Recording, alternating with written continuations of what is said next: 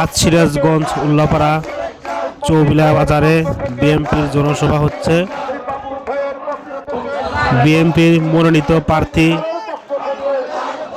জনাব আকবর এমপির আগমনে দেখা যাচ্ছে অনেক ইউনিয়ন থেকে ধানের শীষের মিছিল আসতেছে।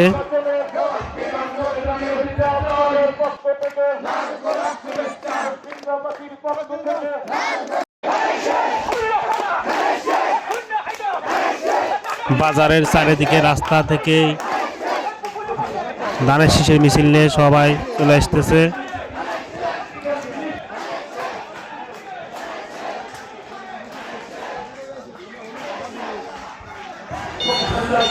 এখনো বিএনপির মনোনীত প্রার্থী জনাব আকবর এমপি উপস্থিত হয় নাই, আর হয়তো অল্প কিছুক্ষণের মধ্যেই আমাদের মাঝে চলে আসবে।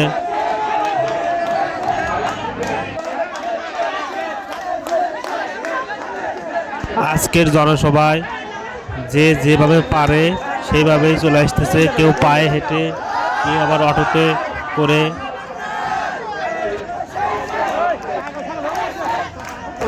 উল্লাপাড়া প্রতিটি ইউনিয়নের থেকেই ধানের শীষের মিছিল চলে আসতেছে চৌবিলা বাজারে বিএনপির জনসভায়। আর অল্প কিছুক্ষণের মধ্যেই বিএনপির মনোনীত প্রার্থী জনাব আকবর এমপি উপস্থিত হবেন।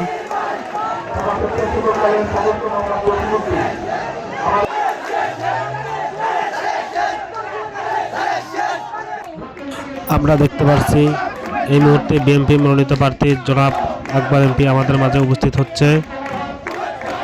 তাকে লাল গোলাপের শুভেচ্ছা জানানো হচ্ছে।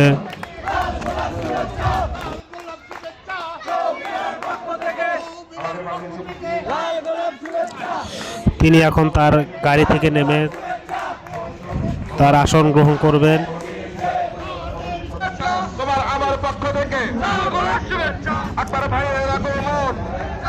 তিনি এখন গাড়ির থেকে নামছে, আমরা দেখতে পাচ্ছি।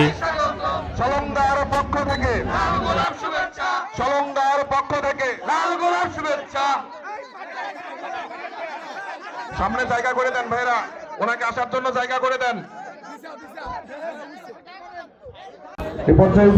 তিনি তার আসন গ্রহণ করছেন, আমরা দেখতে পাচ্ছি।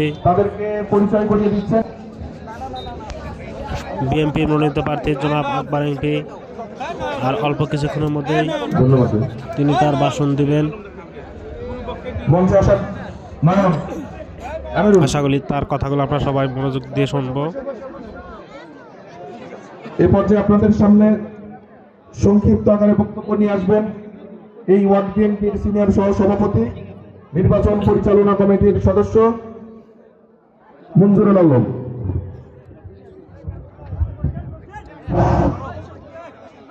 আউযু বিল্লাহি মিনাশ শাইতানির রাজিম, বিসমিল্লাহির রহমানির রহিম।